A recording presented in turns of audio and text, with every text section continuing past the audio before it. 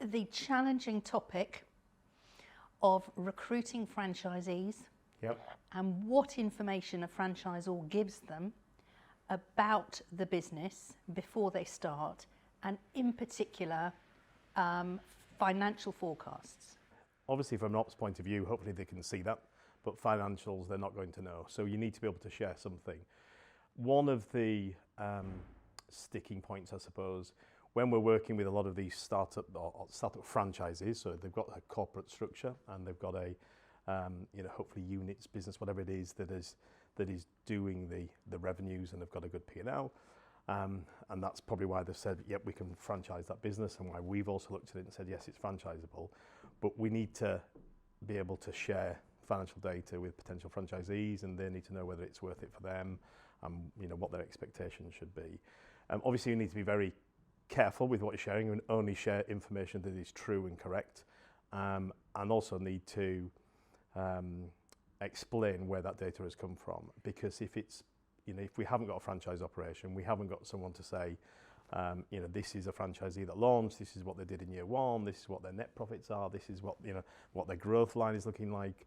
Without that, it's obviously hard, and that's why we advise doing pilots as well. And it's particularly difficult, isn't it, when your franchise system is new? So once you've been trading for 5 years, you can give a prospective franchisee information about the achievement of all your other franchisees over the last 5 years. But what happens if you're trying to recruit your first 2 or 3 franchisees? Yeah, and that's the point. We have to share data that is from the corporate side of the, you assume that they will have had an entity doing whatever you're looking to franchise. So using and sharing that data. And don't forget, with that data, you're probably stripping out some of the costs that the franchisor would have had when they set up, because central support costs might not be needed. They might have over-marketed. They've been considering setting up a franchise, so they'll have had costs in, such as that. So, they can strip that out and probably, have a lean-looking business, which is what a franchisee should be then running.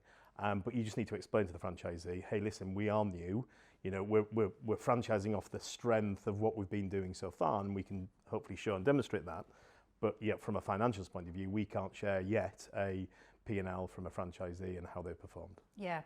From a lawyer's perspective, a lawyer is always going to be highly resistant to providing forecasts that aren't based on clear historical data.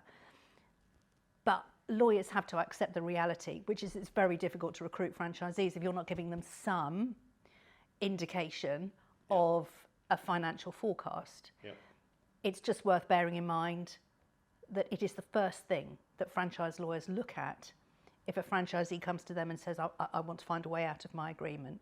Was I oversold? Was I missold this franchise opportunity? So being completely transparent about where the information comes from, how applicable it is to the franchisee in question, potential areas of doubt. Disclaimers are all very well, but a general disclaimer to the effect of, well, what I'm telling you might not actually be true, is not going to fly. You can couch things as best you can, but I think any court is going to require a franchisor rather, to have been honest.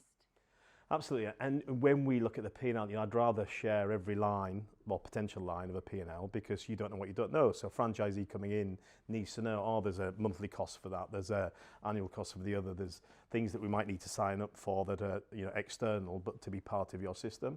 So you need to do that. But I think the other interesting thing is I always get feedback from the franchisees once they're in situ as well. So they'll say, actually, there's a few other lines that, as a franchisee, we've added into our P&L that you didn't need as the corporate entity because of our locality or whatever it is. So again, we do take that and put that back, but that might not have been in the first instance. But it wasn't we didn't put it in on purpose. It's actually it's local, or it's something unique for when you're franchising the business. Yeah, and then you're making a good point about keeping your data up to date. So not churning out the same old forecast to every franchisee, not thinking, actually, have things changed since then?